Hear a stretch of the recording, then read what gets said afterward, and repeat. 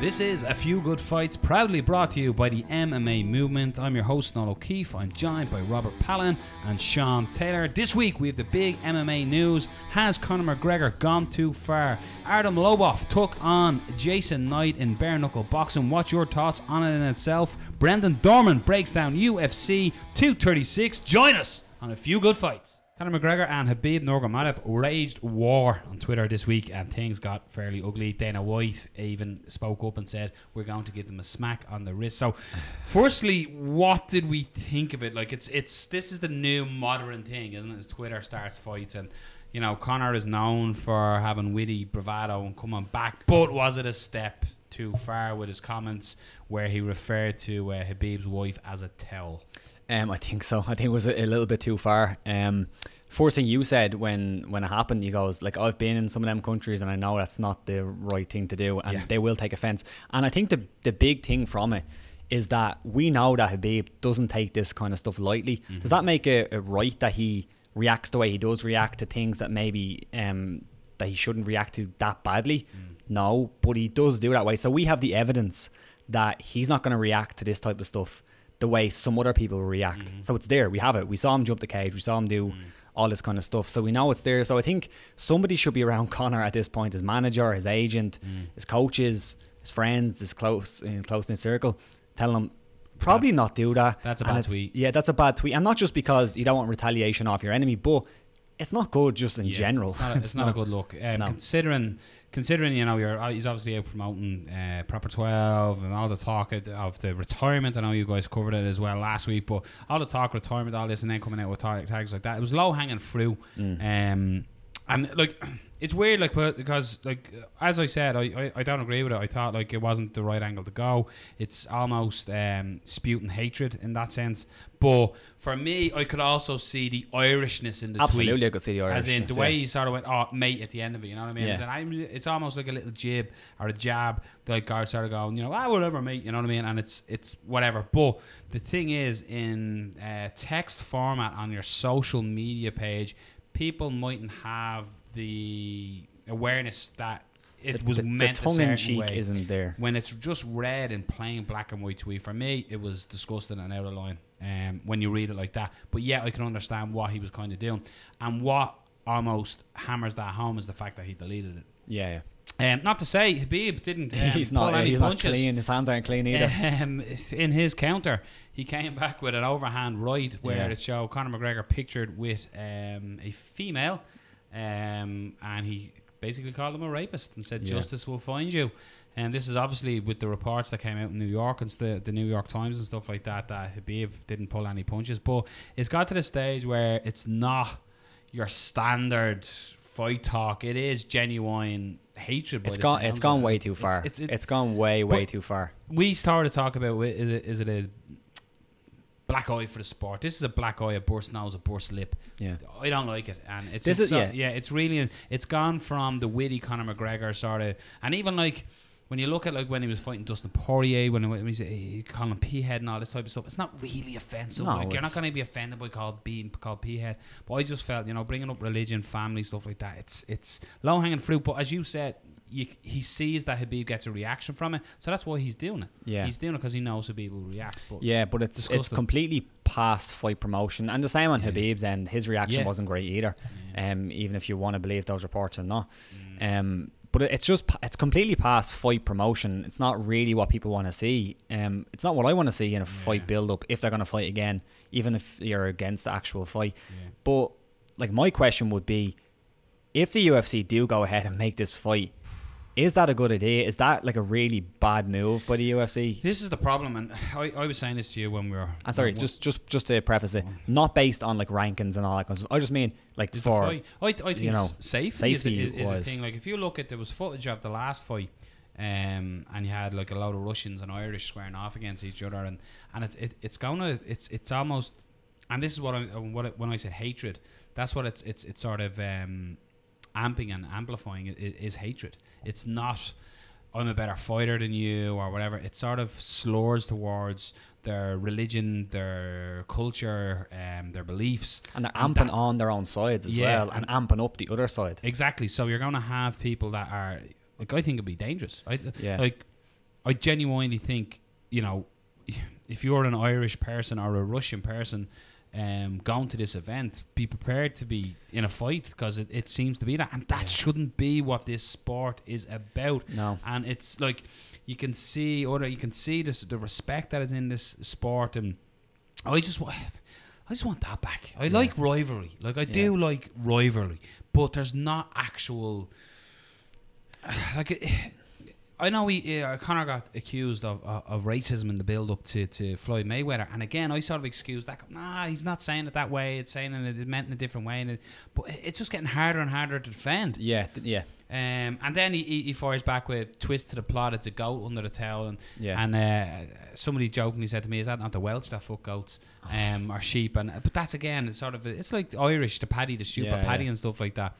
Like it's joke stereotypes, but for me it's bordering on hatred, and it's something that I don't like seeing. Fair enough if you don't like one of the lads, you're gonna go and sort it out in a cage. There's no need to bring. And somebody put up something saying if Ireland gets attacked because of Conor McGregor and his hatred he's spewing, like, you know what I mean? You're going, it's fucking. It's insane that he's spewing that type of hatred. Well, you do think about it as well. Comments. When you do think about it, you have to look at how famous these two guys are. Like Conor is insanely famous. He got 7.5 million Habib, followers.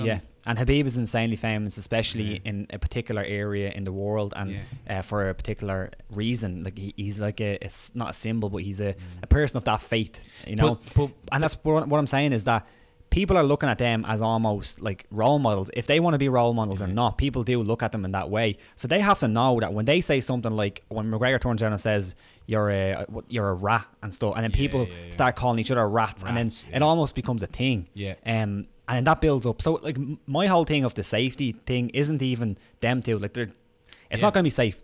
But it's in the crowd, and it's going to be outside, because people are going to get so riled up, whoever wins, whoever loses, and it's just going to turn into a mess. Like, you are offending, like, that type of comments. You're not just offending Khabib, you're offending, like, all people of that belief in religion. And when people say he didn't call him a Muslim rat and all this and whatever, that's probably true. But people, that's what they're taking on. Like, that's what people are seeing it as, and it's turned into almost like a faith thing, even if that's right or wrong.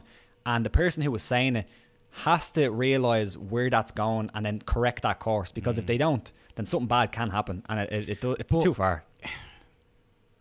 Remember the time when we used to talk about McGregor when it was good things? I know. It doesn't seem to be that anymore. Doesn't it? It always seems to be controversy and news. I just want to see a few good fights like that. Yeah, I just you know, put the 4 ounces on and get in there and do what, you know, people love you for. But like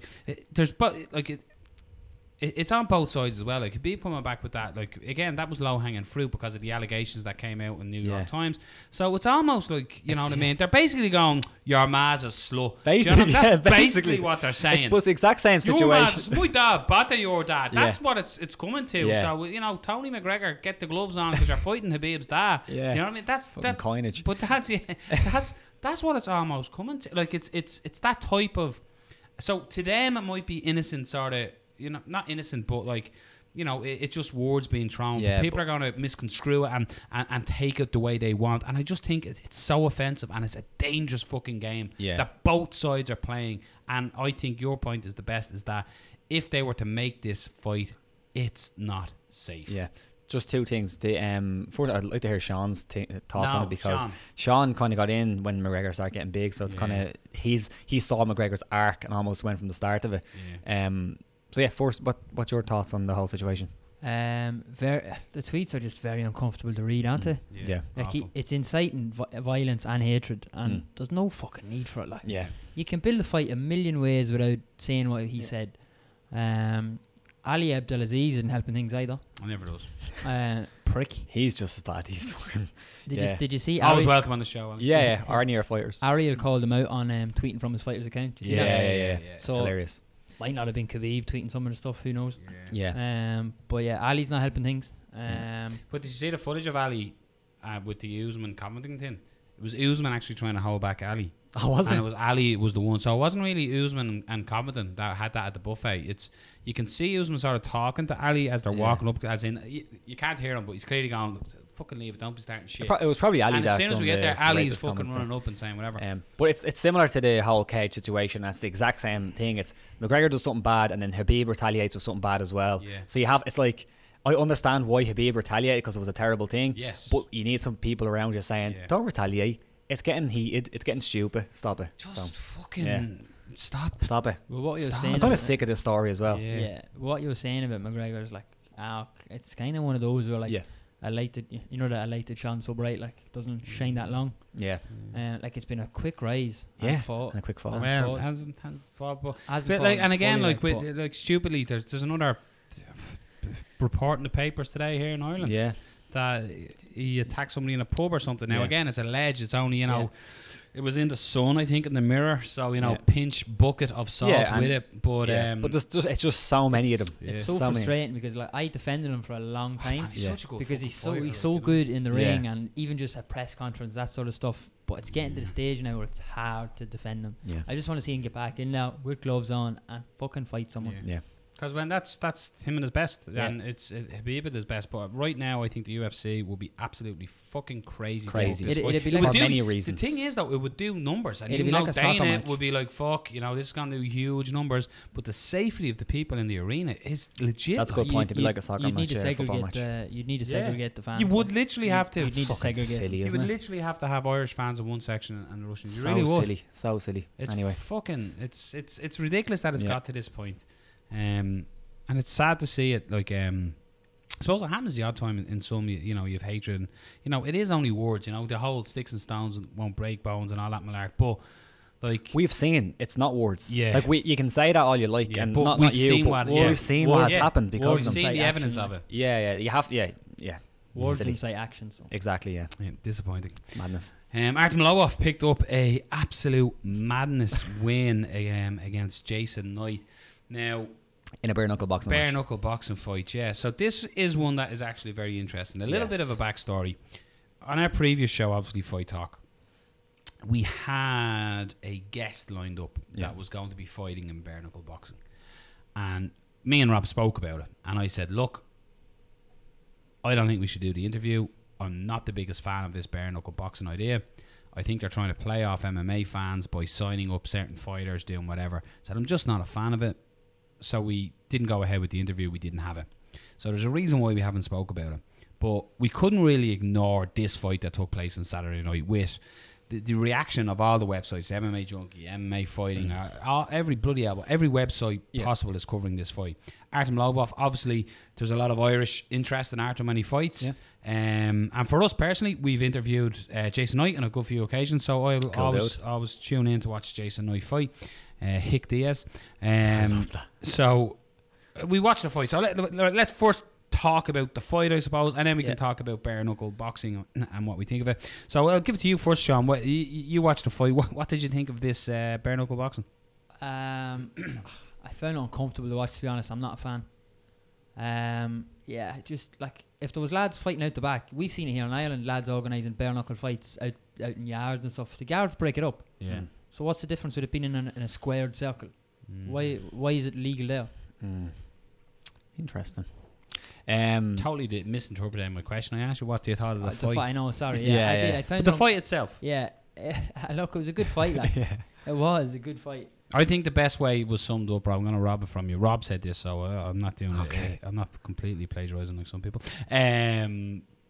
If you stuck MMA gloves on them and stuck them in a cage and that exact fight went that way, you'd be like, wow, fight of the year. Yeah, he's right. Thanks, man. But what did we think of the fight? That's what I thought. I enjoyed it. I can't say otherwise. I thought it was a great fight. Did you feel dirty? I felt a little bit dirty. Yeah. Like every time somebody got cut open, so like every 20 seconds, I was like, jeez, that's gruesome. But I enjoyed the fight. If you put gloves on their hands, it was an MMA brawl. That's what it was. I enjoyed it. The whole spectacle of it was what it was. They said it a certain way. We know that. I don't have I'm very mixed on my opinion of the whole thing. I'm not the biggest boxing fan in the world. I like it. I watch the big fights. I'm more of an MMA fan. So when two MMA fighters go in and just box, like inherently I'm not going to be the biggest fan of that. But I thought this was fun. I thought it was two guys who were insanely tough, probably too tough. Too tough for good. Yeah. It was gruesome. Definitely was. But that wasn't what I liked about it. I just liked the whole action fight of it. Me watching it, I didn't stay up to watch it first of all. No, I watched it afterwards too. So I got up in the morning and some beautiful person had a link for the full fight on Twitter. God bless you. So I clicked on it and said, let's have a look at it. And as I was watching it, I did feel uncomfortable watching it. I was like, man, I don't know. And like, it was boxing, but it wasn't. It was a brawl. It was very different to actual boxing. Like, if you watch, it was an MMA fighter's boxing. Yeah, it was. Let's just throw bones and literally throw bones at each other and see what happens. Jason Knight spat teeth out. Artem got dropped inside the first 20 seconds. I think it was more of a flash, just got caught and fell back. Wasn't really a knockdown. Yeah. Jason Knight weirdly thought he was robbed. He was knocked down 3 times in the fight. I thought Artem was the clear winner in it. But the fight itself, man, it was an absolute war. But through the entirety of it, I felt uncomfortable watching it. I can't really put my finger on why. Yeah. Bare-knuckle boxing, as you were saying, Sean, sort of has a history, and this is I was talking to somebody in work today about it, and they were like, I don't understand, like, you love fighting, like, why can't you get behind this? And like, I had said it felt barbaric to me, like, and you know, he was like, yeah, but that's the opinion that outsiders of MMA have. Exactly, and I thought it was a great opinion, but I was like, yeah, but bare-knuckle boxing has an actual history of underground illegal fights, underworld. Yeah, but there's YouTube videos of any amount of lads in Ireland, bare-knuckle boxing. But even if you talk about the UK or anything like that, it's a real sort of underworld. It is, yeah. You know, like if you watch, look at Snatch. Do you know what I mean? The whole underworld. I know it's a movie, but like that has gone on. So there's that sort of background in it. And as I also said, I said, right, me and you, the 3 of us, were starting up a few good fights, bare-knuckle boxing in Ireland, right? And you're going to a venue to try and book a venue, right? So when you go and you explain, we're having a combat fight night. Okay, what sort of night? It's boxing. It's bare-knuckle boxing. But what? It's what? It's bare-knuckle boxing. Well, why is it bare-knuckle boxing? Yeah. Why is it not just boxing? For me, the knuckles were wrapped as well. I didn't realise the knuckles were wrapped. Wasn't it? They're taking off the gloves and they're emphasising the brutality of boxing. As in, the hands are going to cut. You only have to look. Jason Knight looks like Chucky from Child's Play. Chucky, yeah, he does. Artem Lobov looks like he had an allergy to peanuts or being stung by a wasp. His face is swollen out. Now, they are 2 of the hardest fighters I've ever seen, and they're hard. And as you said, Rob, probably too tough for their own good. Yeah. It was an incredible fight to watch, the war back and forth. But that doesn't mean it's fucking right. I think that's a case where you have to protect the fighters. The fighters just want to fight. Yeah. Especially those lads. That was an insane fight. I can't discredit the fight. It was a great fight. At the same time, and I really can't put my finger on the why I don't like it. I just don't like it. Yeah, see, that's my thing. It's that when I'm watching it, I'm thinking this isn't quite right. Like this, I don't know what it is about it. Like, it's obviously the no gloves and it's the cuts. Yeah. So it's mainly the cuts that I find.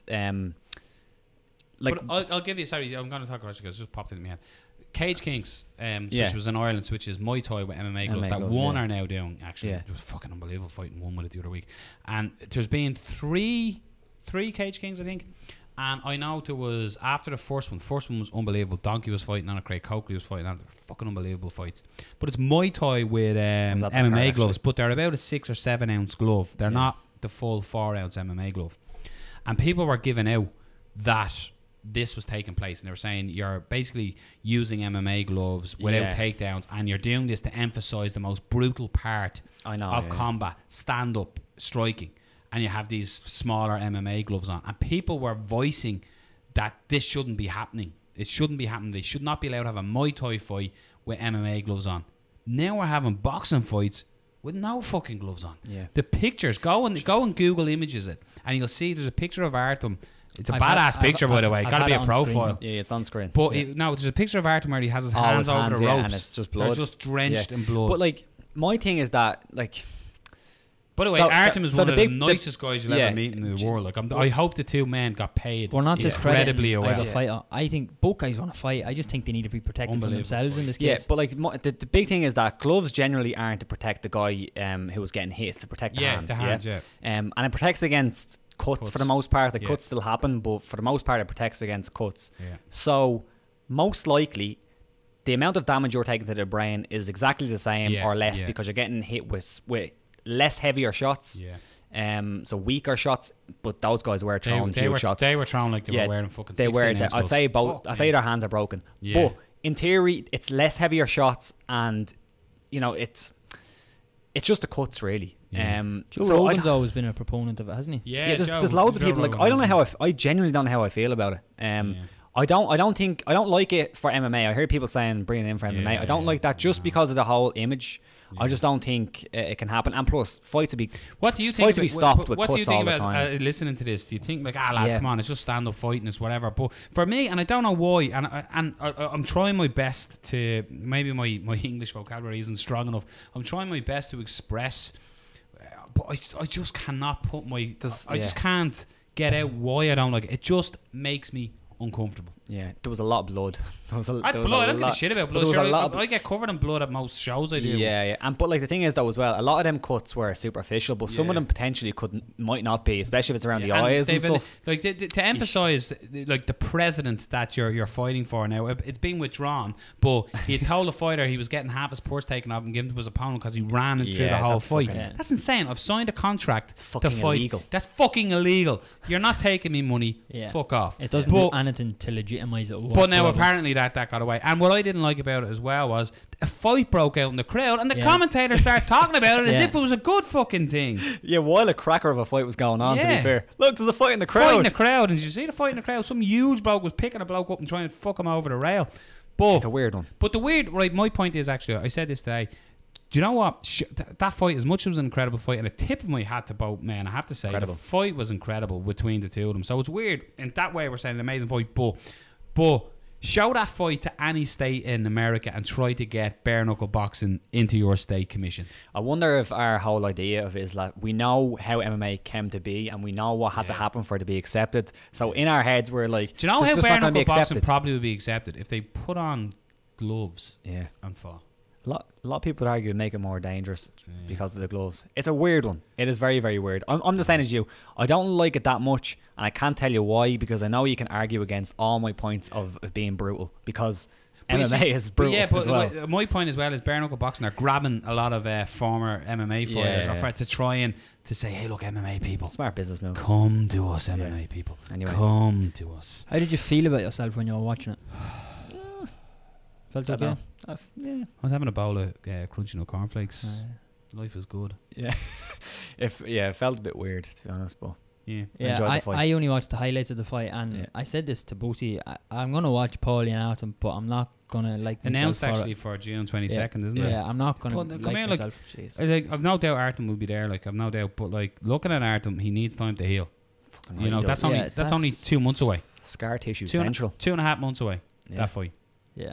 Talk about scar tissue. Crazy. UFC are reportedly looking to book Daniel Cormier and Brock Lesnar on the August pay-per-view. So scheduled to serve as UFC 240. Daniel Cormier was retiring before he was 40, but this is probably the biggest payday of his career. Are we happy with this fight? Is it the right fight for DC? Do you feel sorry for any of your heavyweights? Yes and no. I think this is the fight that was promised. Game of Thrones reference there. And I'd like to see DC get a big payout like this before he retires, because he's fought a lot of tough guys and probably didn't make as much money as he should have. I'm sure he's doing quite well, especially with all the commentary stuff. I have no problem with it. It's been going on too long now that we know about it. We know they want to make this fight. Don't care if it happens. Cool, I'll be interested. And apparently that's going to be 2 pay-per-views in July, so they're going to have one early July and one late July. But yeah, it's fine. I'll watch it. John? Big fan of it, really like it. Have you seen the pictures of Brock lately as well? No. He's clearly not on the juice anymore. Really? Yeah. Well, he's coming in off a loss, isn't he? He's looking a bit... Lost at WrestleMania last He's looking a bit flabby. Yeah. Oh, it's flabby? Jeez. Not flabby, but just not fucking like... Just not Brock Lesnar. Not like He-Man anymore. So yeah, who do you think wins? Any early predictions? DC. Look, I think Brock could be dangerous if he runs at him and spears him like that, but I just DC will probably have too many tricks for him. Yeah, I like the fight though. You said as well, I don't feel bad for any of the heavyweights as well. You don't? No. Yeah, not necessarily. I think Stipe has been out for too long. I love Stipe, but come on. He's been pushing it, it's not. I don't think it's true choice. Yeah, him and John Jones are having a thing. That was weird that John Jones said he's not fighting DC heavyweight and said he fights Stipe. Yeah. Weird. Rising president. We'll go for it, Rob. Nobuyuki Sakakibara. Sakakibara. We're happy with that. One Shared syllable. photos of Manny Pacquiao. Great stuff. Signing a contract, and he's going to fight apparently on the April 21st card. Well, take part. It hasn't been announced he's going to fight. It could be just a He's not there thing. to take part, Rob. Oh. I'm not even going to finish it. Just leave it there. Dangle it out there. It's got if he does fight, it's going to be something similar, I guess, to the Floyd Mayweather thing. Yeah. Whatever. They're getting some promotion out of it. Yeah. Don't have huge. Don't really care about it. Don't care. Like he's going to fight some fucking kickboxer. Like he's going to hammer. The top plumber was coming. Some there. plumber. Yeah, I was like a plumber.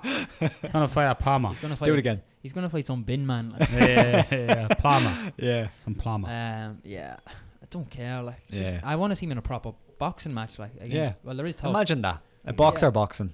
MMA fighter MMA-ing. Right, no point hanging on that one. SBG Swords, which is run by Chris Field and Tom King, has ceased all association with SBG International. Gym is now a new name and a new brand. It is now Team TK Martial Arts. TK? Where am I going? KF. Yeah. Sorry, lads. Team KF Martial Arts. That's King Fields Martial Arts. So new logo, new gym. They're doing great things. Formerly SBG Swords. Chris Fields posted something up on social media, as did Tom King. Rob sent it on to me because I'm not on the book. Yeah.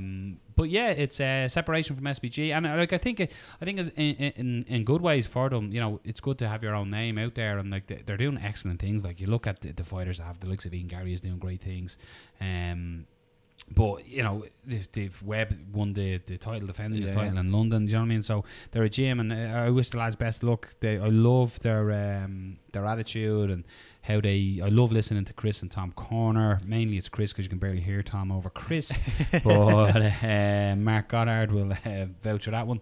But sensational gym, great attitude. I love the approach they take.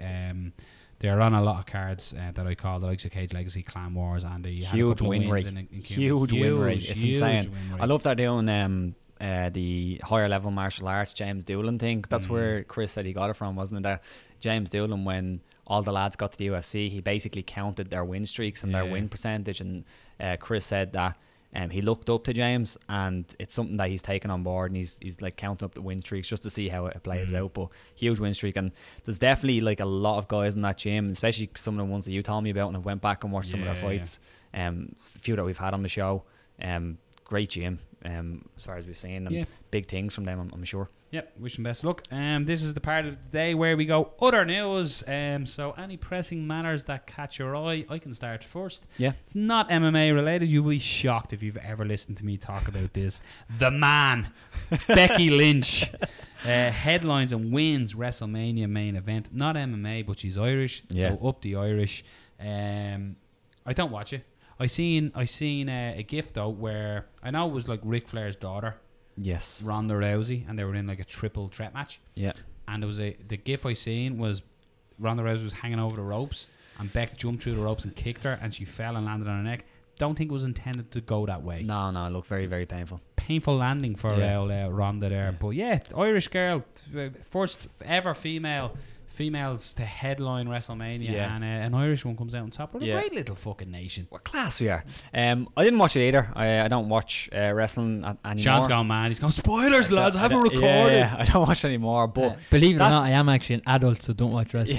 But it's an incredible achievement. Like a lot of people go, oh well, it's fake and all that, but like for you to actually get there like as a performer, to get to that level in the WWE, that's fucking incredible. Especially was the first Irish, female main event and stuff. Three Irish representatives on it last night. Sheamus. You'd Sheamus, you'd Finn Balor, is that it? Finn Balor? Yeah, I think so. And Becky, Fair play to them. What an island we are. Fair play to them. Other news to stick with WrestleMania actually was Bret the Hitman Hart. I know who that is because I was a fan then because I was a child. Bet you had the glasses, didn't you? No, I had a leather coat that I used to come out thinking I was just having up battering me brother.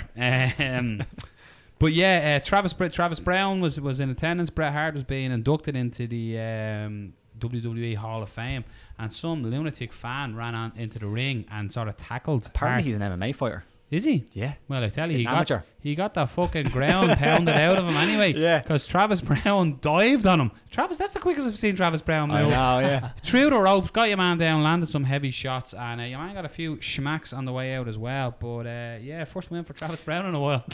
Fair play to Travis Brown, because I seen the video. An old host of the show, Carl Doran, the last show, obviously Fight Talk, showed it to me, and he was up like a light. Oh, wasn't he? Yeah. Your man had barely touched him. Yeah. I'd say he was looking around going, that cunt's doing something. I can see him, yeah. I yeah. can see him. But that was crazy. What's your man doing? Yeah, fucking idiot. dickhead, yeah. Absolute idiot. But I don't know who it was because I don't follow wrestling, but there was like, you know you're talking about wrestling when you say this sentence. There was a bloke in gold pants who was also landing big shots in him. I'm like, who's the guy? Because a fellow I work with is Gary, is mad into the wrestling. And I was saying to him, who's your man in the gold pants? And he was, I can't really see because the footage is a bit grainy. Yeah. But I was gold pants. Wearing gold pants, hitting your man schmacks at the side of the ring. Sure, it wasn't Max Holloway. For now. He'd get it. He'd probably Max Holloway had it. And then my last bit of WWE news is Jesus Christ. Apparently Conor McGregor. This is a new section on the show. Yeah, no, but it's all slowly combined. morphing in. Yeah. The real of me, name it. Listen, brother. Conor McGregor was teasing WWE with a couple of tweets saying, "Oh, you're dead right, Miss McMahon or whatever. I couldn't do that, or could I?" So he's teasing a little bit of an appearance, a Wayne Rooney schmack or something like at one of them. But yeah, so they are. So for listeners of the show, any other MMA news, Rob? Talk about wrestling. Yeah, I do have some MMA news. Tony Ferguson tweeted today. Still real with me, goddammit! That he passed his medical evaluation, and he's excited to get back to the UFC. Called out Team Khabib Magomedov. Like, I'm not a medical professional. I don't know what the whole situation was, but you know, when you're hearing things and people are in the walls are talking to you and all this stuff, and it's been about 3 weeks or 4 weeks. Seems a little soon. I don't know. Not making light of that, but to go it from a restraining order to, you know, voices talking to you. 3 weeks. Same. But I hope everything's like, if that's true, hopefully, man, Tony Ferguson in all the best ways, he's a freak. He heals like fucking physically insanely quick, so hopefully mentally he can get over what the problem was, because that was some scary stuff, and hopefully his family's okay and all that stuff. But it just seems like so quick. So we'll see what happens. John, you wanting to add to the other sections? Nothing this week. No. So I was watching Raw on fuck's sake. Forget about it. That's been the big MMA news. So let's move it on. And Rob, get your dukes up. Let's fight your corner. So it's part of the show now where Sean gives us a subject. We're unknown of the subject, and we either have to be pro or con, for or against the subject. Doesn't matter if we agree with the said subject. How we decide who gets what. We're going to do rock, paper, scissors. The winner gets to choose. No, the winner is for the argument, but he gets to choose if they go first or second in the argument. So the old classic school ground rock, paper, scissors on 3. 1, 2, 3. Rob wins. So Rob is for this. Sean, what is this week's Fight Your Corner? So just reveal it on screen. So Carl in work gave me this one. One championship was on recently. We saw Eddie Alvarez take an L. And my question for you is, are fighters in other promotions underrated because they're not in the UFC? So so Rob is yes, fighters are under. Yes. Yeah. Okay. Our non-UFC fighters. So I get to pick who goes first. Yeah. I'll let you go. Go on. Oh, I won last week by picking our week. Yeah. First. Okay. So I am saying that no, outside of the UFC is horseshit in comparison to the UFC. Yeah, they're not underrated. They're not underrated. You're saying that you're basically saying the elite is in the UFC. Yeah. Okay. Well, you could take that angle. Yeah. That's I just want to understand the question. So sorry. I am, yes, the best fighters are in the UFC and outside are in the UFC worthy. Yeah. Okay. So best fighters are in the UFC. It's the premier organisation. They pay the most. Well, no, they actually don't, and that's actually a good part of it. Is they don't pay the most. It's the actual allure of them 3 letters UFC that attracts these fighters to come in here. You have the likes of the Ultimate Fighter, you've the Dana White's Contender Series, and you've Dana White looking for a fight. So basically, there's different avenues that fighters try out to get into this promotion. They're not just signed by this promotion. They are trials. They want to do everything they can. They will fight in other promotions. You only have to look at the likes of Cage Warriors and Bama and the likes of that they all talk about the UFC as soon as the show is over to say, yeah, I want to fight in the UFC. And then when you look at the likes of one, as the example you used, Eddie Alvarez. Eddie Alvarez was the UFC champion, and you could say is on the downward spiral of his career, showcased in a defeat against a fighter who in his last 6 fights was 3-3.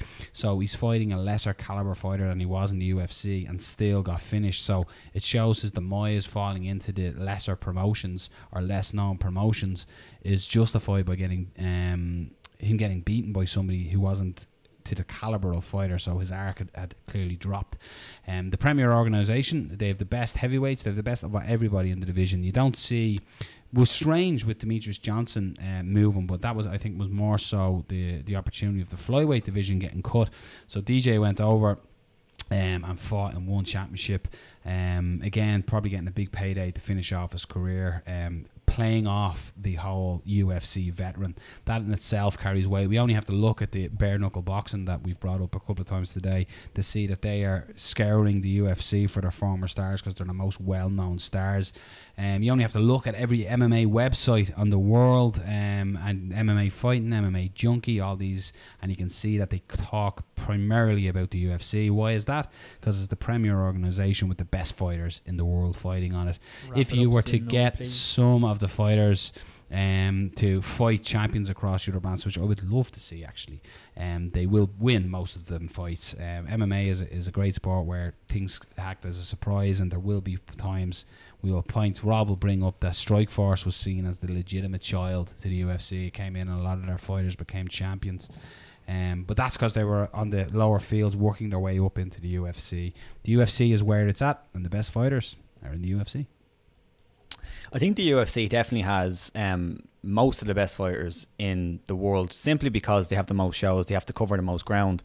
But if you look at other promotions, like one who arguably the pound for pound best fighter in the world right now is fighting for one, it's Demetrius Johnson. We had that argument before, and he's up there. If he's not number one, he's 2 or 3. As you said, and I will bring it up because it's a valid point, Strikeforce, when that was around, some of the best fighters in the world was fighting there.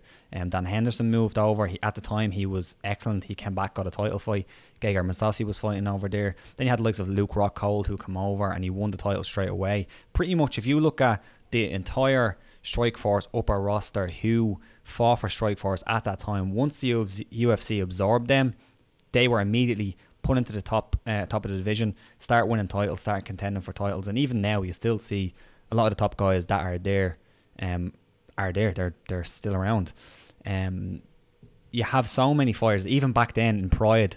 Of course, there was plenty of fighters that came over from Pride who didn't make it, but I think that was more so because they were past their prime and they weren't there. But the ones that come over, like Quinton Jackson, straight away won a title. Dan Henderson came over, done a great job. Vanderlei Silva didn't win a title, but was still a premier fighter in that division. And we've seen it plenty of times with that. And obviously the Japan thing was a bit weird because fighters who generally fought in Japan didn't do well in the UFC, or some of them didn't do well in the UFC just simply because it could have been a cage thing, could have been the age thing, but you have that. But there's loads of fighters, even now, if you look across promotions in Bellator. Rory McDonald is over there right now. He beat Tyron Woodley, the former welterweight champion. While he was in Bellator, Tyron Woodley was the champion in the UFC, and Rory McDonald was over there doing his thing. Gegard Mousasi being plenty of the guys in that, competing as well in that promotion. So I just think that if you look at the fighters that the UFC have, yeah, of course they have some of the best fighters in the world, but there's so many fighters out there in other promotions who we have seen in the past, and we know for a fact now, like Rory McDonald, who has competed at that top level, beat just the former champion who lost it, that they can compete and they get underrated because they're not in the UFC. Yeah, all valid points, and I agree with a lot of your points, so I'm not even going to try and run them down, but my argument to that would be is that the other promotions are the B leagues. You know, to use a football analogy, we'll say American footballers, college football before you eventually start playing for the New England Patriots. You got to work your way up through the ranks. So that's what a lot of the other promotions are. Again, Cage Warriors will advertise how many fighters have signed for the UFC. Other promotions do it as well. So, you know, in some ways you learn your game in the other promotions, but when you want to showcase it, be considered the best, you fight in the UFC. So that's why a lot of fighters go and move to the UFC. I'd be wrong to deny that there's incredible fighters not in the UFC, but I think if you were to talk about the top 10 in every weight class, it would be stacked with UFC fighters and not that of the other leagues. I agree with that. There's a lot of fighters that are the best fighters, but I don't think that this is exclusive to the UFC, and I think that's the question. There's so many fighters outside of that who we know can compete in the UFC because either they have or they've fought guys who are in there now or who were in there. If you look at the likes of, say, Michael Chandler, who competed with Eddie Alvarez when Eddie Alvarez was at his best just before the UFC, and then when he went in, he won the title. Michael Chandler beat him, and then Eddie Alvarez, they obviously had that great few fights in that promotion. But now Michael Chandler's on a run again. He lost to a few guys. Will Brooks, who got to the UFC, obviously didn't work out for him. But then now you look at Michael Chandler. He has 1, 2, 3, 4. Why didn't it work out for Will Brooks? Because it just didn't work out. That happens. He was getting beaten by better fighters in the UFC. Well, no, because he beat better fighters there. Like he beat Michael Chandler. And Michael Chandler, you had Eddie Alvarez, who got that amazing. But when Brooks went to the UFC, he lost his fights. Yeah, he went on a bad run. Although he beat Chandler, he lost. He went on a bad run. Would you say he lost to better fighters in the UFC?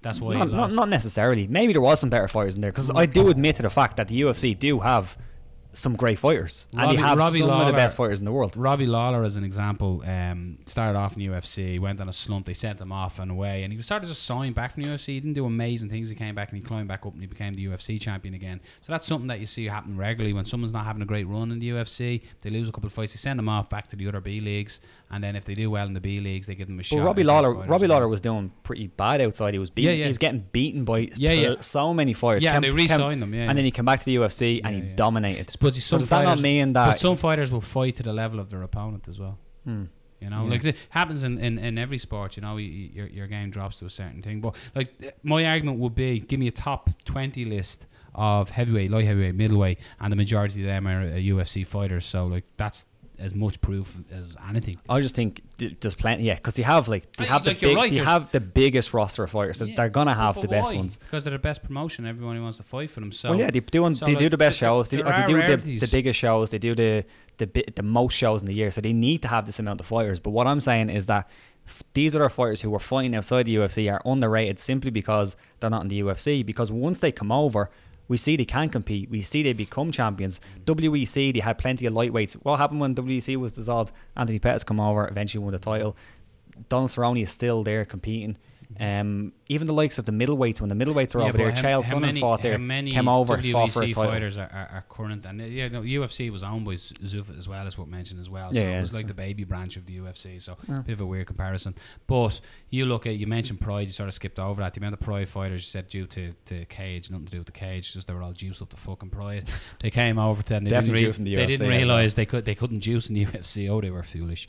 You only have, there's so many examples. But my closing argument, I don't even need to close it anymore, is just give me a top list of, I'll even give you 50 in any weight class, and the majority of them are going to be UFC fighters. So do you want to give me that 50 list?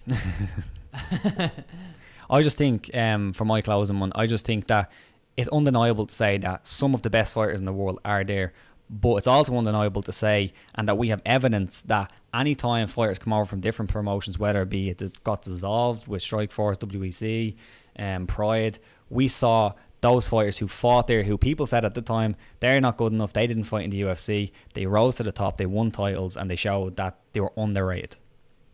Thanks, lads. Cheers. I was a lot more courteous this week. I wasn't always sure. I was a bit more courteous this week. Yeah, thanks. You're welcome. That was good. I find it a bit easier to pick a winner this week. I think Rob won that one. Told you he was going to pick you. Told you from the get-go.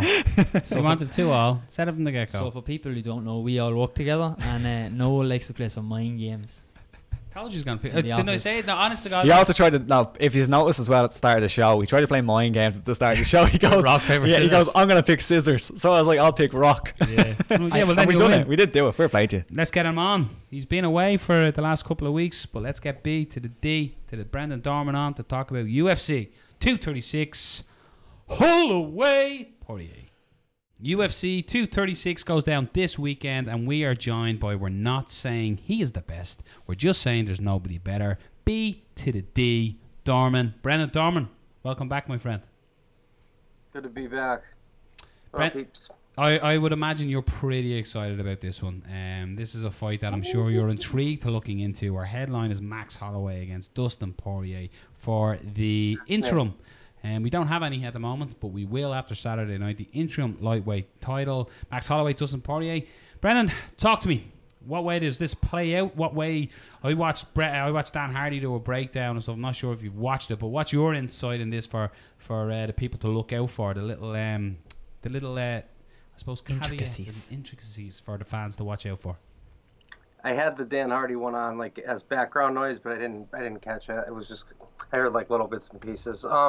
You know what I was trying to look into, because of my take on how Max kind of really put it on Ortega in the last round there when he went southpaw, was like who did well against whom, right? Who's lost to southpaws, who's done well against orthodox, etc. Because Max can switch. Dustin's primarily lefty. For the most part, he fights from southpaw, but his hands have gotten better, and Max has gotten exponentially better since their last fight. So I think their last fight and or what happened at 145 minus, I guess, Max's last few, don't really, it almost seems a bit moot, you know, to use some of them, but we kind of have to because we're forced to with Max especially, right? So Dustin's losses have come to Michael Johnson, a very fast-handed southpaw, which Dustin is too, but he's accurate, and his boxing seems to have gotten better since he's went up to 155. His hands are better; they're more crisp. His footwork's better. He's really good in and out, good with distance. He's accurate, you know. I mean, he just fucking beat Gaethje. Yeah. And now everyone's saying Gaethje's, you know, gonna do things that he's not gonna do. And now Max is moving up to 155 though, which we've seen usually kind of work. It's only 10 pounds. That 145 to 155 area, people tend to do well, right? But I don't know with him. I don't know. He's very thin, you know. So, like, is he that unhealthy at 145? Because he certainly doesn't show any signs of that. So, it's tough to say as far as, like, coming into the fight who has the advantage. Now, from a technical standpoint, I've heard Dustin mention quite a bit about the ground. And I don't know if he's holding on to the first one too much about talking about taking him down. Because if that's his plan, rather than to... I don't know. Why would you advertise it, though, right? You know, if that really was your plan, is to try to wrestle him. I just feel like Max's takedown defenses went up to a totally, totally different level now. Like, he's literally just so different. You watch that. I watched that fight, like, a week ago, and I was like, he moves different. He punches different. Everything he does back then was a little bit awkward. And now it's like, it's awkward to his advantage. Like, I remember that time I was saying that Max is, like, the best non-pretty striker I've ever seen. Like, a lot of it's not necessarily this beautiful, like, movement and off here shovel hook and an elbow, and it's all, like, perfect technique that any striking coach would be like, look at the example, you know, Lomachenko or whomever you like, right? He's not that, but he's so fucking effective. Then I watch him fight, like, you know, Aldo, who's been decimating everyone not named Conor or him, right? He fucking destroyed that guy twice, man. Like, very convincingly. And I think of Dustin being a little bit chinny, honestly. Every fight he gets his legs a little funky. And Johnson took him out faster than Conor did, I'm pretty sure. Because that was like their first exchange. It was going backward. Michael just kind of did a quick set on his left and then just lit him up with a few little short hooks. Max isn't that kind of a puncher. I don't know. It's going to be fucking fascinating, that fight, man. I don't know. I like Max to win it. I do. I don't have rooting interest. I don't know either of them at all. But I can't see. I can see Dustin winning, but how? You know, it's like he could win on points. He could win, you know, in some better exchanges, catch him on a knee, catch him with a head kick. But as far as like, who do I see winning every time? Every scenario I play it out in my head, I see Max winning via just endurance and that pace that he puts on third round on, you know. Unpredictability, et cetera, et cetera. Yeah, you mentioned the grappling for Dustin Poirier, and I think that's something that people haven't really talked about in the build-up because nobody really expects it to happen. Probably because Max Holloway has excellent takedown defense, and also Dustin Poirier usually doesn't go for takedowns. We've seen him against like Joe Duffy go for takedowns, and he was quite successful in that fight. But what have you seen, if you can think of previous fights from Max Holloway where he was taken down, or what we've seen from the ground? How you feel like he would handle someone like Dustin Poirier on the floor? I know they went to the floor the last one and Poirier submitted him, but that again, that was a completely different guy. That's not really Max Holloway anymore. So what have you seen? What have you seen? We ixnay that one in the Conor fight because they were both hurt, and it was his next fight, I think. Yeah, it was like two fights. If we get rid of those and we look at everything kind of like, let's give it another few fights on with Max. I see a person that's distance is like the person in the co-main, right? There's one person in there that's got good takedown defense because their particular ambidextrous type footwork. Where sometimes it's just your left foot's forward, right?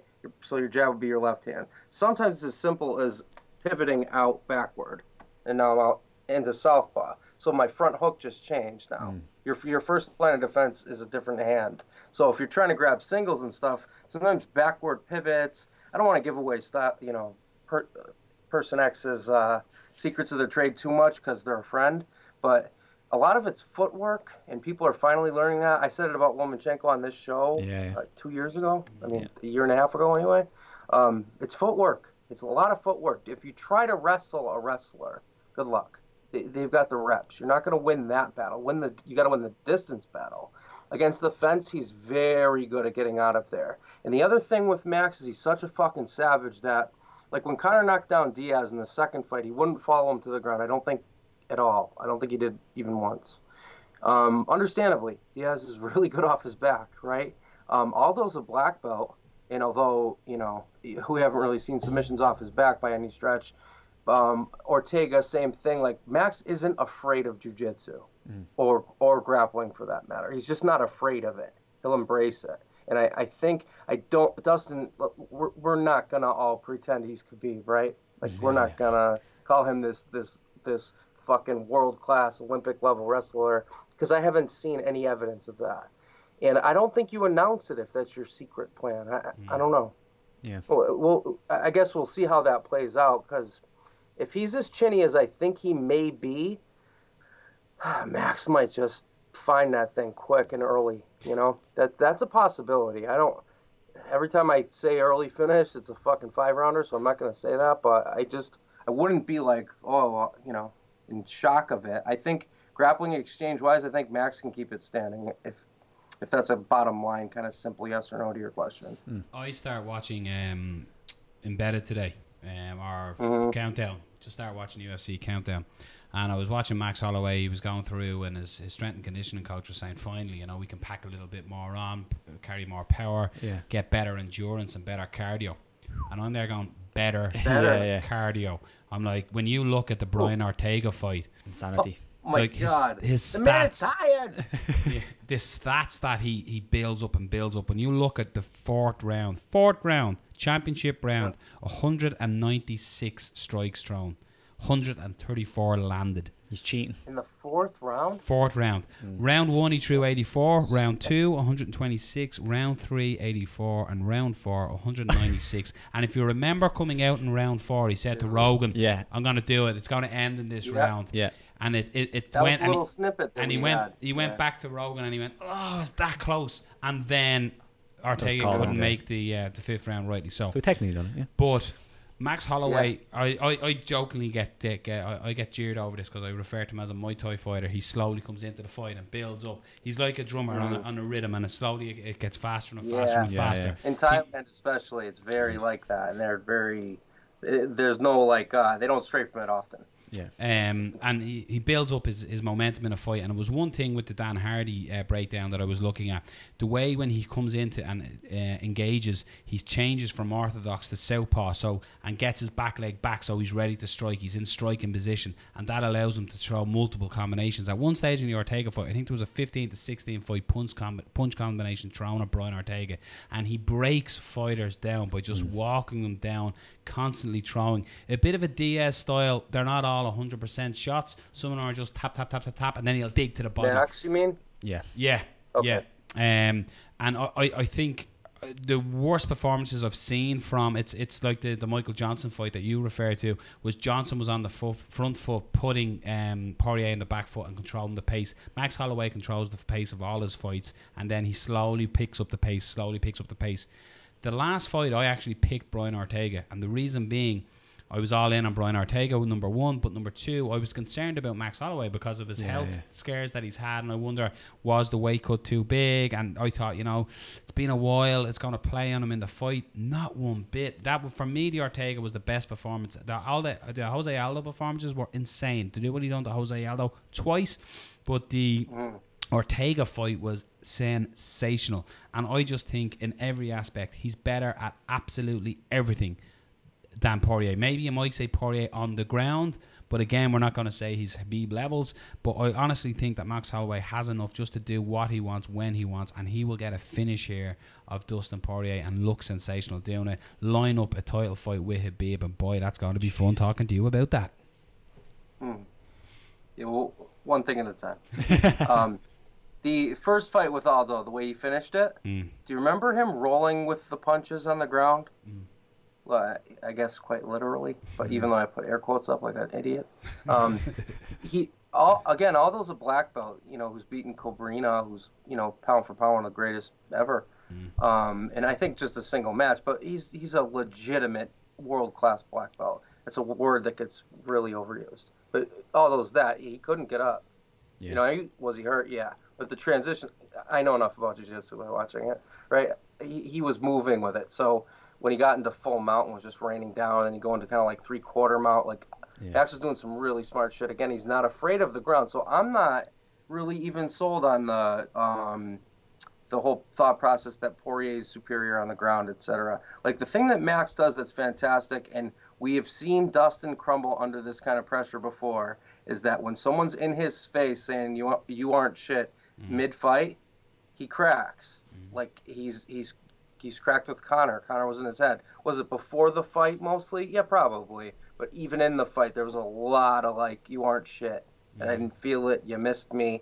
It was just this brash. Who knows all of what was said? I don't know exactly. But he was in his head, and that was a tentative Dustin because of it. Max just moves forward and does these hand out, what's up, and he's punching you from it. Yeah. I mean, that's part of the beauty of his technique. He'll break center line with a spinning back fist and then follow that up with sitting on that same side foot into a left hand. I call it it's like Cub Swanson meets Lomachenko. He's really angle breaking around people. Yeah. Pacquiao used to do something similar. I don't see many routes for Dustin. I hate saying that because I'm probably jinxing Max. But just chin wise, heart wise, cardio wise, finishing ability wise, blah blah blah. Yeah. And it's a 5-rounder. Yeah.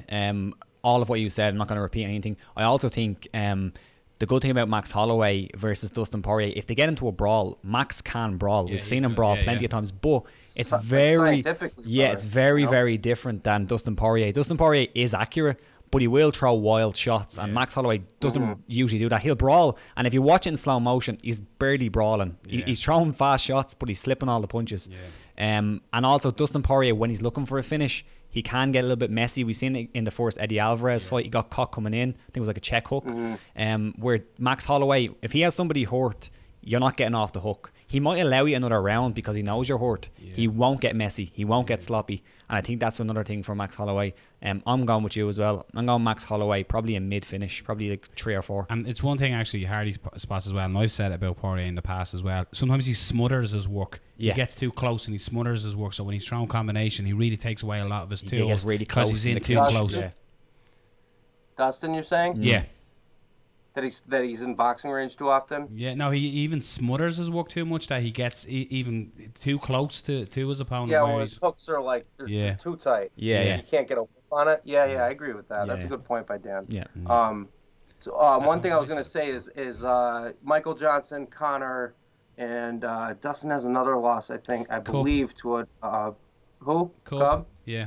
Cub, who's orthodox but can fight. He switches. Switches as well. Yeah. The guys that have lit him up hand-wise are lefties. That's a great point. Yeah. So if Max is smart, he'll stand southpaw. Although I like his defense better when he's fighting orthodox. Interesting in that regard. But well, I'm sure he's worked on a lot of those little chinks. He's Dustin Poirier is probably the bigger puncher. Yeah. Max Holloway is more of a volume guy, but Max Holloway has fought some really, really big punchers. Jeremy Stevens, big puncher. You can call Anthony Pettis a big puncher, but more so kicker. Jose Aldo, big puncher. Brian Ortega has turned into a big puncher, and Cub Swanson. So I'm not worried about Poirier's his power in this one. But man, what a fight! He's not a one-hitter quitter guy either. No, he doesn't just like sleep like dust dudes out of nowhere. He's not that kind of. He's not. We're not talking about Rumble here. Yeah. It's different.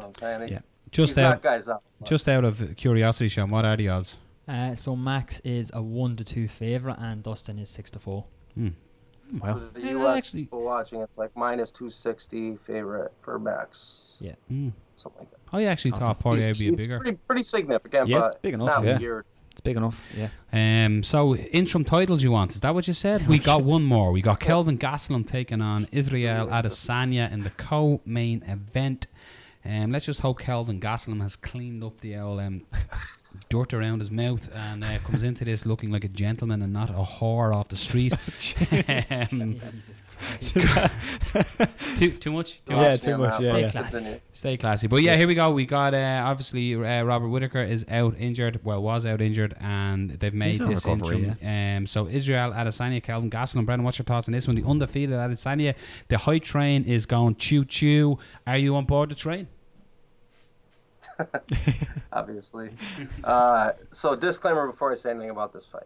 I have a bias coming into it. We're talking about a friend, an actual friend in life, versus someone I don't know at all. I don't know Kelvin from whatever. Jimmy Savile, you guys' favorite. Jimmy Savile reference. What's going on? Jesus Christ! I call him a whore. He's being put the Jimmy Show is Savile. taking a sinister turn. Yeah. Tell you, Becky Lynch will be tuning in this week. Reel it in. That guy was executed in public. Anyway, so I have vested interest in this, right? In the outcome, but I'm gonna try to be as non-partial as possible. Yeah. I think Israel is on a completely different level, and I don't think Kelvin's wrestling is good enough to make up for that difference. I think a lot of people remember Uriah Hall versus Kelvin, and they use that as kind of the litmus or the barometer, if you will, of Kelvin's, grind you out, wear you down, impose his will, or whatever other cliche you want to throw in, right? That's not going to happen with Israel, and he never looks tired either. I can see Israel picking him apart, because I think with Anderson, and I've had this happen in sparring before, if you're sparring even someone you look up to, you take something off. You really do. You take a little pop off because you have this respect for somebody, right? And I haven't a ton, but anytime I've ever rolled with Henzo, you think I'm gonna go hard? Am I fucking retarded? No, of course not. You're honored to even be in the room, right? So there's that. I don't think he's gonna show Kelvin the same respect at all. And when he doesn't show the other person respect, we saw it with Brunson. I know they're lower level, I get it. Yeah. But he did just one-sided whoop ass on Anderson. He didn't finish him, but this one's a 5-rounder. I don't see either getting tired. I hope Kelvin makes weight. I think he's dangerous because his hands are lightning and he's got a lot of power. But he's just so slick, and his reach is going to be outrageous. I mean, we're talking I don't know what the physical numbers are as far as reach differential, but Israel's 6'3" or 6'4", and I think Kelvin's 2 inches shorter than I am. 9 inches. 5'8". Jeez, 9 what inches. Is he? There's 9 inches in the difference. Sorry, 8.5 inches. In reach? Yeah. 5'9", Kelvin Gastelum against 6'3". Yeah, so he's 2 inches shorter than me. Yeah. And Israel's quite a bit taller than me. Yeah. And he's got short arms, so how's he even get in? on a guy that can do literally everything from a striking perspective, right? I mean, besides that, again, I'll use Rumble, but we could use, Ngannou. We can use other big, crazy power punchers. Conor for sure. No, he's not. And that's not what Israel is. It's a pick you apart thing. So it's not going to be. I don't think it'll be immediate. Although a head kick will take anyone out. That's what he has. That head kick is like not that much of a head kick for him. It's almost like a middle. Like a middle shot. If we're talking 9 inches, and that's absurd, dude. That's absurd. So I don't see Kelvin getting him down. And if he does, I think Israel's really good at scooting his butt to the cage and getting up that way. If he has to, he's also getting better every fight grappling wise. I think, from what I see. So I just don't see Kelvin winning. I really don't. But he can catch him, man. He's got great boxing. Fantastic boxing. Pretty good low kicks, good movement, good coaching.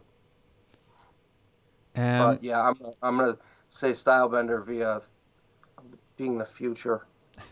Like Kelvin Gastelum, I thought he does a great job at getting in and out of his range, but I do think you're right. I think it's going to be a problem against Adesanya, who has such a command over that.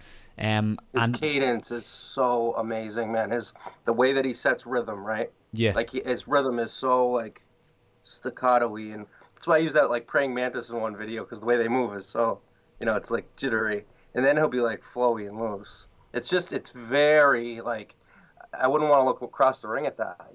It's tough to read. It's back to the till thing I was talking about so long ago. Yeah. I'm sorry, I couldn't get off there. With Kelvin Gastelum, you'd hope, because of the skill set that he has, you'd hope that he'd use his wrestling at least as a threat to set up his strikes. But he usually doesn't do that. It's mostly just boxing or wrestling. Yeah. So I think that's going to be a problem. If he could get someone like Adesanya to bite on his takedowns, like when Khabib had McGregor biting on his takedowns, and then McGregor gets hit with that big overhand right that dropped him. Something similar to that. I could see Kelvin has success, but I just don't see anything like that happening. And then even then, Adesanya, we don't really know what his grappling is like right now. I'm not sure what you know, Brendan, but I suspect it to be quite good. I suspect it to be quite good, at least enough to get back to his feet, because it's getting really good. And the thing about him, I don't know if you both agree with this, and Sean yourself as well, but he seems like a guy who is so invested in MMA. Like it seemed like that was almost his first love, the way he goes on about it. And I feel like I feel like he wants to get great at MMA. He wants to get great at grappling. It's not a thing like you see these kickboxers come over and they just want to stand. They're like, well, why won't you stand with me? He seems like a guy who wants to get great at this. So I suspect that he has got quite good at it. I'm gonna be because like, in my first one, I think it was my first breakdown of him, maybe my second, where there was a high elbow, and that's like, I've told you before, that's one of my favorites, if not my favorite submission. So I know how to hit it from pretty much everywhere. It's kind of a Hensel thing, like all of us East Coast guys. Anyway, the point is, like, he just missed by a step over. He would have had it, because then you just put your head down, your hips up, and you do it from mount, right? Because it's high elbow, you don't need much else, because it serves as a throat choke, a blood choke, and a neck crank at the same time. Now, he was going for that against a wrestler, so like, he's not afraid of the ground, and he doesn't drop his hands when someone shoots in. So the Khabib kind of thing, like that thought process, Kelvin doesn't do the feint shot into. Khabib does that often. He usually follows it with an uppercut or a knee, but he ended up using an overhand right. But it was also like at the speed of lightning. Like Kelvin's got fast hands as far as his short punching. Like he knows how to shorten up the actual distance of his punches, right? That kind of short punching where he'll clip you quick right here, bang. Like he did the Bisping, it was all real kind of fast and to the point and accurate, His power is within his accuracy and his speed. It's not so much that he'd punch, like a world record machine or whatever. I think there's a level disparity there.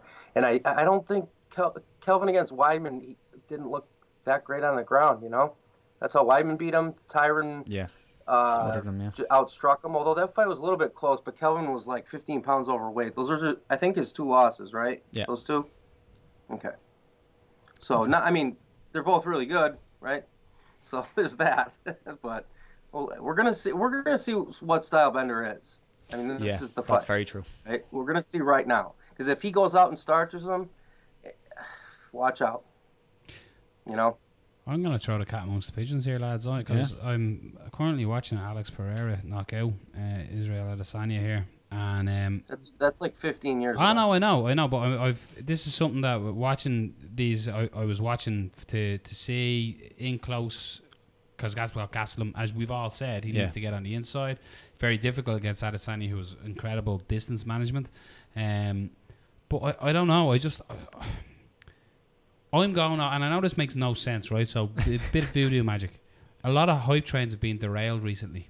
I know what you mean. And a lot of fighters are being sort of overlooked in their skill set and their power. Like, I honestly think Gastelum has the power to knock out anybody in this division.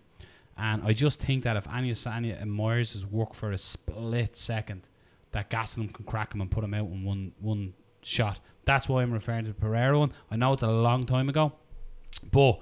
Like, for me, yes. And a higher level striker, too. If you gave me money and said, bet on this, I'd bet Israel Adesanya. But just recently, there's a trend of the big hype trains getting derailed. Like, I love watching Adesanya fight. I agree with what you said about Anderson Silva. To me, he held back too much because he respected him. Not too much, but he held back because he had so much respect for Anderson. But... here, I don't know. Gastelum has a way. He just sneaks in and gets in his distance and lands his shots. Bisping was silly taking that fight in short notice after getting pummeled by devastating knockout though. Yeah, incredible knockout. But I just think Gastelum has that way. He just somehow worms his way into his distance and lands his unbelievable shots. And I don't know. Just the trend that's happening. You got a feeling. I can see him working his way in and threatening the takedown. Similar to what Rob said with Khabib and landing that overhand right, but threatening and giving that look, even trying for it weakly a couple of times, maybe getting the legs separating, so when he gives that look again, works his way in and comes up with a looping shot and catches that. I do think that's what's got to happen. If Gastelum is to have some success, if he stands right in front of Adesanya, I think it's going to be a nightmare for him. Jesus. Absolute nightmare. He has to shoot. He has to shoot constantly. Dirty box, filthy against the fence. Filthy. He needs to make it filthy. But he needs to threaten with the takedown and get Adesanya working, defending early and defend. Try to get the fence, even if he stops it. Never been slept, right? Kelvin? No, I don't think so. I don't think so. Whoopi hit him, I think, with a flush fucking piston. Yeah, he's got a good chin. I don't even know if he fell, to be honest. That dude's chin is crazy. Staff couldn't even knock him back. Head kicks are going to knock out anyone. Yeah. They just are. That's true. If they land flush. It doesn't have to be from someone like me or whatever, or him, or not that I'm as good as he is, but it's a head kick. It's your legs. They're very, very strong. It's just a different thing.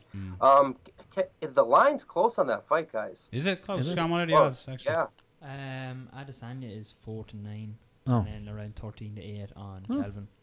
That's it's actually, as far as our odds. Yeah, Israel's a big favorite. What is on your odds? It was like minus. It was as high as minus 180, but as low as minus 130, which is nothing. Yeah, it's almost a pick 'em because 100 would be pick 'em. Yeah, but I think I'm surprised by that. But like in some ways, the Gastelum is legit. Like, and I do think he needs to threaten the takedown and get Adesanya thinking, giving him different looks. Because as we all have said and you've alluded to, if he stands in front of Adesanya, he's just going to be picked apart like a fucking like anyone on the roster would be. I think. Yeah. No, a quick counterpoint to you. Yeah. What about like Zabit, right? Like there's some hype trains that are doing okay. Yeah, I don't think they're all getting destroyed. I don't mean it's just the last couple that have it's when the UFC has plans for fighters, and then the MMA world just goes. Whereas the beat's not quite that. Yeah. Like he's not like talking to Dana in the office. Yeah. Yeah. You're just too skeptical of MMA working out how it's supposed to work out. You're just like something's gonna go wrong. Well, that's why we love it, right? Yeah, exactly. I don't know. I don't want to see my friend get fucked up. Yeah, of course not. And I wouldn't want to have to deal with him saying, "What the fuck did you pick against me for?" Either. I don't want either of those scenarios. But I'm a realist. I've seen worse. I've seen crazier. So yeah, absolutely. Nothing's gonna make me. Yeah, there's still if questions. If Israel goes out and submits him via Darce like within 20 seconds, that would surprise me. But minus that, not much will. Flying triangle, Kelvin Gastelum. Do you have a pick on that, Sean? Israel for me. Israel. Yeah, but I won't be backing it. It's too short for me. Yeah. Cool. The fight through these fights are not great. Don't be underselling. They're not great. They're great fighters in there, but not great. Yep. Eric Anders takes on Roundtree. Roundtree, of course. Gokensaki came a bit of an surprise there. He's the example from kickboxing we could use as the what not to do bullshit. Yeah. But yeah, Eric Anders, this is a weird one because it's sort of positioned it's positioned really high up the card, but yet both fighters coming off losses. Anders currently on a 2-fight skid, I think. Yeah, 2-fight skid, and Roundtree coming off a loss as well. So Thiago Santos, no harm in being beaten by Thiago Santos on the tear he's on. Elias Theodoro beat him recently in December, and then Roundtree, of course, after that huge success against Saki, coming off a loss to Johnny Walker again. How good Johnny Walker's looking. It fucking works all the time. It's weird. So yeah, it's a weird one. Like again, do we just could be one that either fighter could end it earlier because just go to decision, and it's one that this is a really weird fight for me because I just don't know who wins. There's a person buried that I'm interested in, but we'll get there on the card. Yeah. This is a pick 'em. I can't wait to see what the odds are on this. Peter can show by the look of him scrambling to his laptop. Roundtree by bigger punching. I think Eric Anders is a good, well-rounded fighter. He kind of does everything okay, but there's no he's just not dynamic. And I think Roundtree is a little bit more dynamic. Probably will land the bigger shots, but I don't know. I really don't know. This is one of them fights. Yeah, I'm on the exact same gravy train. If I'd be perfectly frank, I don't really care about the fight. This is sort of the fight that you're going, oh fucking hell, deadly Adesanya and Gastelum next, and then Holloway, and you're like, oh, this is gonna be great. And then you're sort of watching this going, you know what? I'll get a can from the fridge while this is on. It's that sort of fight. So no hit disrespect, but when you look at this card, just to give you a little bit of in comparison to where it is, the last time that both fighters were on a UFC card, they were way down the prelims. Yeah. So they're pretty high up in considering. Weird, so this is the UFC have built in a fantastic co-main and main event. Yeah. And sort of, they fill down the rest. It's a little disappointing. But hey, look, could be a cracker. You never know. That's the beauty about MMA. It could be a good scrap. We could come in next Monday and be going, holy shit, what a fight that was. What are the odds, Sean? Eric Anders 2-5 and Mr. Khalil Roundtree 7-4. Pick on the dog. Great stuff. Alan Jouban. You guys odds fucking baffled. Who's the underdog? Roundtree. Underdog. That makes sense, just considering. But I predict a lot of nothing. Okay, we're all not really high on that fight. Yeah, it's crazy. We're not. The gorgeous. That fight just. I'm sorry, which I lie. To be that guy. I don't lie. The gorgeous Alan Jouban takes on Dwight Grant. Again, he is a handsome motherfucker. He is. Jouban again. Good dude too. No disrespect to Jouban. Again, he's coming from prelim position and getting bumped up to the main card here as well. And he is coming off the win against Ben Saunders. And then he's taking on Grant, who is of Dana White's Contender fame. Yeah. So I got to be perfectly honest and a little blunt on this one. I don't watch Contender. He's had 2 UFC fights. He's lost to Zach Otto and he has a win as well over nice finish Peter Solly, in the first round. Haven't seen that much of him though, so I've seen a bit of him, and I've seen the Tyler Hill fight on the Contender series, and he was having a lot of problems in the first round with Hill's size and range. So based on that, I'm gonna go with Alan Jouban because he does fight well behind his jab, and sometimes Dwight, as far as I've seen, he takes a few rounds or at least a round to get into the fight, and I think Jouban will be able to do enough early on to kind of get his momentum going, maybe get a finish, but if not, just get his momentum going, stay behind the jab, win the fight. But again, main card, it's a bit dead. It's not great, is it? I think Jouban's one of those home run strikeout guys, right? Either gets up to the plate and hits a fucking home run, or he strikes out. Yeah. I don't see him hit too many doubles. Yeah. He doesn't, or singles or whatever. He doesn't. He either looks fantastic or he looks Yeah. That's his career, man. That's what he is. So I could see that fight going kind of. Seems a little chinny as well. Yeah. A lopsided victory for I don't know. Yeah. Yeah, he seems a little bit chinny. He's got cracked a few times, and Dwight is a big puncher. But when his offense is on, his got a great clinch. He does fantastic striking from his palm. His Mike Perry fight was really good. The Mike Perry performance, was really, really good. Excellent.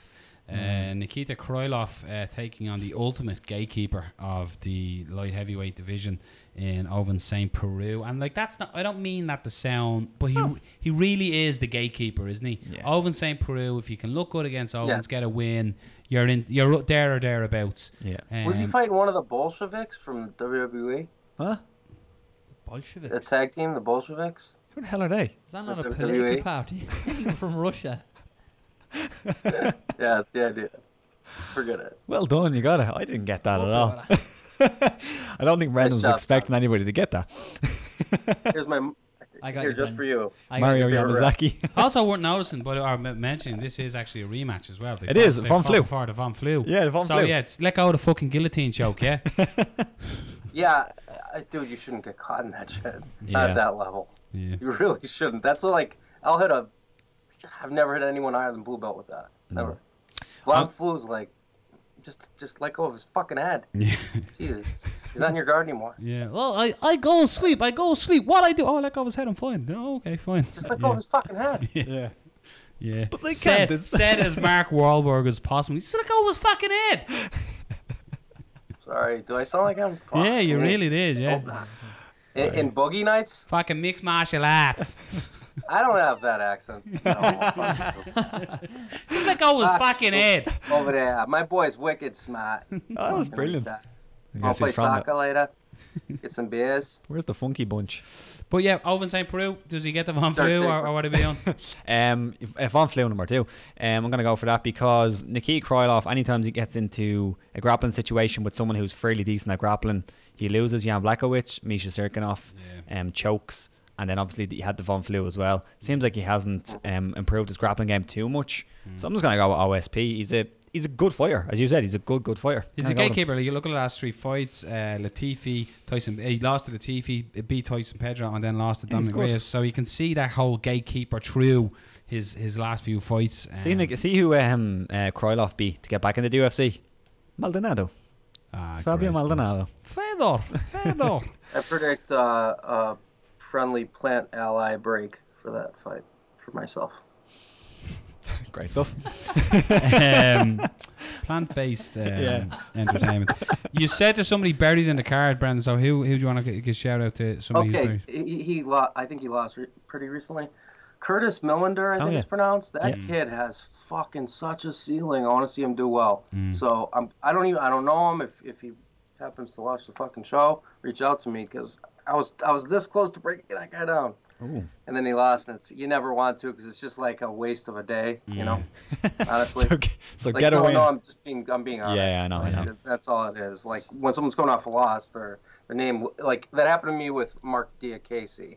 Same type thing. That still has like just about 1,000 views. Like just looks excellent. Re-release it after the Duffy win. He looked fantastic against Duffy. And he's back on track. Yeah. I'm just saying I did it right before a loss. Yeah, so that's my point. But this dude Millender's got like, oh man, his striking is savage. And he's 11 to 10. You can put it all together. That dude can be for real. Definitely. Yeah, he's a slight underdog as well, Brendan, for anyone who fancies that. He is a very slight. So even better in a way. Yeah. You know, maybe that'll be motivation for the guy. Roughly minus 120. He's reading his own hype book or whatever, you know.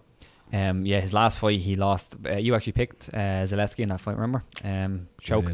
It didn't look great on grappling, so hopefully he can fix that. Wait, who was it against? Well, his fight coming up is against Bilal Muhammad, so it could be a really good fight. It was Eliseo Zaleski or Dos Santos, isn't it?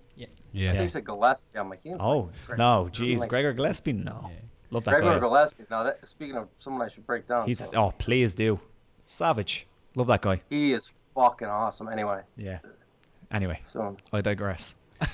Yeah, not really. There's nothing to digress from. So yeah, if you want the picks, I'll go with my crazy picks. We throw out a threefold, or as you call it, a parlay. It's sort of tough because a lot of them are the faves, aren't they? I have my pick if you want it. No. Yeah, go on, give us yours. So my bet of the week is Max Holloway by KO, Israel Adesanya by points, and then I've thrown in Curtis Millender as well, just for Brendan. And so that pays around 16 to 1. Nice. 16 to 1, which means, Brendan, if you put 10 of your American dollars on it, you get 170 of your American dollars back. I'll take the same ones as Sean then. Great. Go on.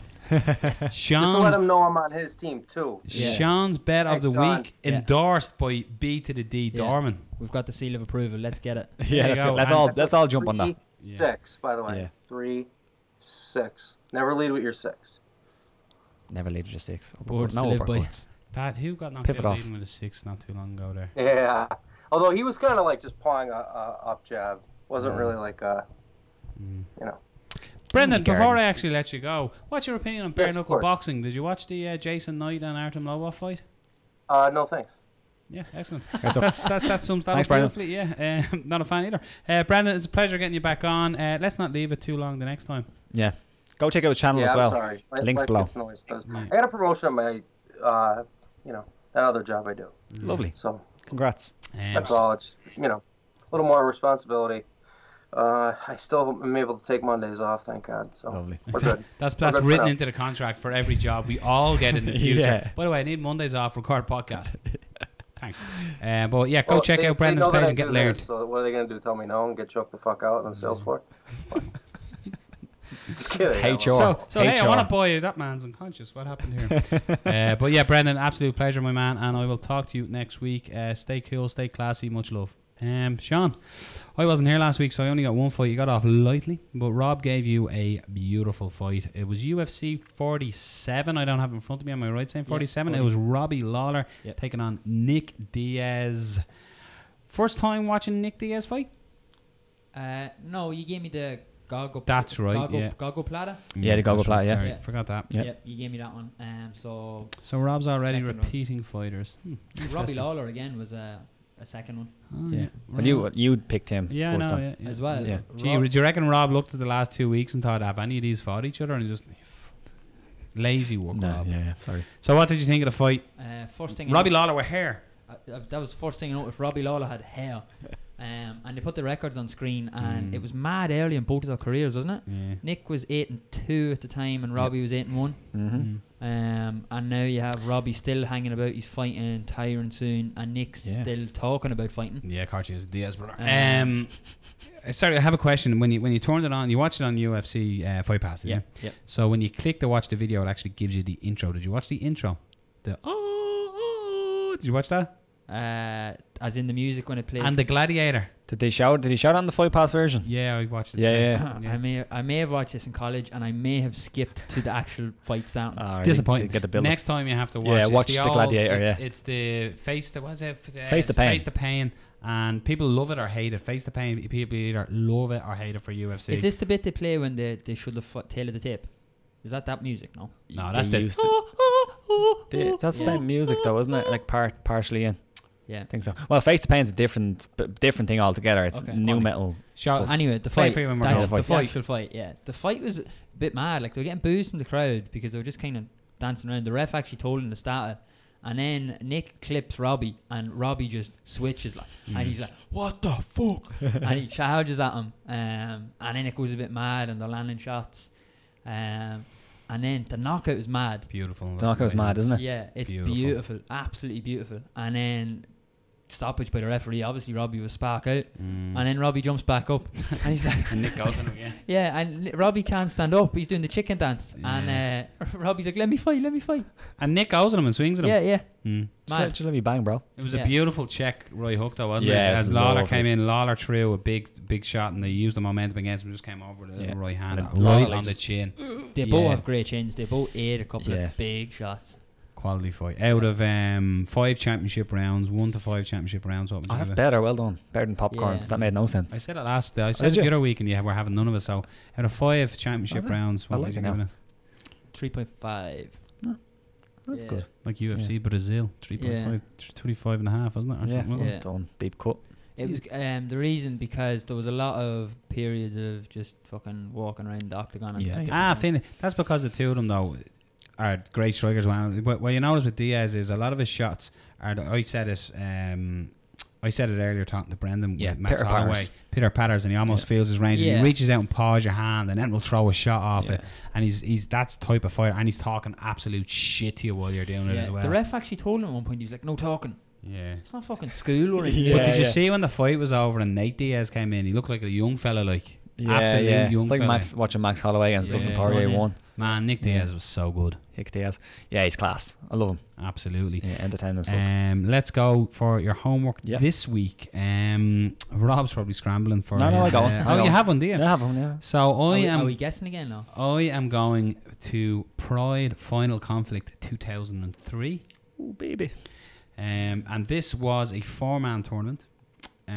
Watch the whole tournament. Is this one of those tournaments? Watch the whole tournament. Is this one of those tournaments that they all take place on the night? Yes.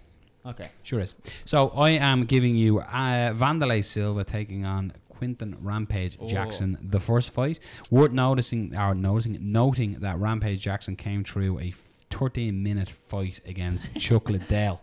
So he fought Chuck Liddell, and Vanderlei had a pretty quick and decisive win, and literally didn't break a sweat while Rampage was in a hoop, and he fought Anderson or Vanderlei Silva. Okay. So that's your fight. It's an absolute cracker, and it was the start of a huge rivalry between Vanderlei and Rampage. That still sort of goes on today. There was a rumour of them fighting as well, wasn't it? Yeah, great pick now. Thanks, John. Why have you scrambled together? UFC. Jason Hoy gets out low. UFC 155. It was headlined by Dos Santos against Velasquez 2, but that's not the fight. It's the co-main event. Jim Miller versus Joe Lozon. Oh, okay. Yeah, that's the appropriate reaction to that fight. Go watch that one. I think you'll enjoy it. Okay, excellent. It's not too far from Jason Lionheart. No, Jesus, no. Actually, you might make that one look like, just a little fight in the park. A tickle fest. Yeah. So that's your homework. I want good grades, and I'm expecting out of them 2 fights, definitely expecting 5 championship rounds out of one of them anyway. Find out next week to see which one he gives. But now we move on to the part of the show it's weird, it's wonderful, it's Sean's weird news. So this was one. It's a Fight Nights Global FNG though. It's an armbar. You impressed them? Fight all. Yeah, it's an armbar. Armbar. Oh Jesus! For the love of God! Oh, for the love of God! Oh, Jesus Christ! See, it's almost like a shoulder lock now. Ooh. Oh no! Oh. And the ref. Oh, that's if it breaks, it breaks. Yeah, that's broken. I love the caption as well. It's like broken Dennis arm in 46. He's shocked. Oh man, look at just here. Yeah. Ooh. That's called a hyperextension, ladies and gentlemen. That's Dan Hardy that's a bit like Misha Tate, Ronda Rousey. Yeah. That is savagery. Wow, the L screen doesn't cope well with the pixelated. Look at the. Oh fucking hell! Sick. It is. Nice sick. adjustments though. Should the ref have stopped it? No, let it break. No, amateur. That sounds like a rough way. Amateur MMA, yes. Yeah. Okay. Professional MMA, that guy's shocked. Yeah. professional MMA, no. Because look at his face. That's actually a weird one. I'd say I'll get a bit of backlash for saying professional MMA. No. Yeah. But yeah, because potentially the arm is hyperextended. Only one thing is going to happen. So it'll be interesting. Danny Mulcahy probably will say, if it's going to go, it's going to go. So yeah, it's a weird one. That's why we're not referees. That's exact, because we're not in there. We're not looking in their eyes. No. Right, Sean, you got anything else for us? Yeah, 2 more things. Josh Emmett fought recently. Yes. Who you all picked against Josh Emmett, didn't you? Yeah, we did. Yeah. I know a guy who didn't. Yeah, he was this guy. Anyway, Josh Emmett has a fucking big weight cut, and I have a picture here to demonstrate that. Yeah. So he cuts from 184. Holy Jesus! Holy God! That looks like 2 different human beings. It really does. Let's keep. We want to read the comments, Sean. Good one. Apologies. Hell, James Edwards. Great James. Jesus, Sean, you're having a mare here. Yeah, it's all good. It's all good. Just go through Jim. Go through Jim Edwards' feed. His Twitter, yeah. Jesus, Jim Edwards, he tweets Jim a lot. Is active. There we go. There we go. Click on that there, Sean. Good work. 184. I remember the first day I used it. That's insane. Wow. Look at his face though in that 146. Jesus Christ. It's a shocking weight cut. Yeah. Now, is that the start of the cut there? It's gotta be. Or is It has to be. He's enjoyed Christmas, he's Thanksgiving. That's got to be like off-season type thing on the left, and then we do have to bear in mind that he was out for a long time. Yeah. Weirdly, his tattoos look more coloured when he. They actually look way better, don't they? Yeah. They look way better. Yeah. They actually look like different. Yeah, it's weird. It's like the fat and symmetry. Thing. Yeah. That's insane. That's a huge cut. Looks like two different human beings. Yeah, his face in the like right, if you knew scream. Josh Emmett at 146, you'd walk by Josh Emmett at 184 and not say hello to him. Vice versa. Yeah, you would. Big time. Yeah. So one more thing. Let's see. Can you use the computer here? It's a return of a favourite of mine. Oh, Max Holloway. Max Holloway. So we can get some sound on this, please, Rob. I'll start it there again. Go back to the start. Right, we should have sound now. Excellent. That's the bet, baby. At the end of the day, it is what it is. It is what it is. It is what it is. What it is. What it is. What it is. Hey, Dano. How you doing, buddy? It is what it is, man. No. It is what it is. That's why we're the greatest in the world. It is what it is. It is what it is. It is what it is. Great stuff. So Sean, this is brilliant because unbeknownst to you, myself and Rob had done a thing over or under. How many times will Sean say blessed is best or it is what it is on the Holloway Poirier breakdown? And you actually haven't said it once. No. So the fact that you put that in. But Max Holloway has said it about 60 times. So I think it makes up for it. That's brilliant. Yeah. Oh my God. It is. Can we play that once more? Yeah, go. Give that one more. It is worthy of it once more. At the end of the day, it is what it is. It is what it is. It is what it is. What it is. What it is. What it is. Hey, Dano. How you doing, buddy? It is what it is, man. No. It is what it is. That's why we're the greatest in the world. It is what it is. It is what it is. It is what it is. It's fucking brilliant. Oh, thank you, UFC editors. Thank you, Dana White, Max Holloway. Max Holloway, yeah. Man, I just love Max Holloway. Best is best. So much. It is what it is. Not even one best is best. Yeah, I know. Not one. Such Sean. a surprise. Waiting for him to get the W. See, the whole thing whenever you're talking to Sean and work and you say Max Holloway, he will say best baby. He always does it, like every fucking time.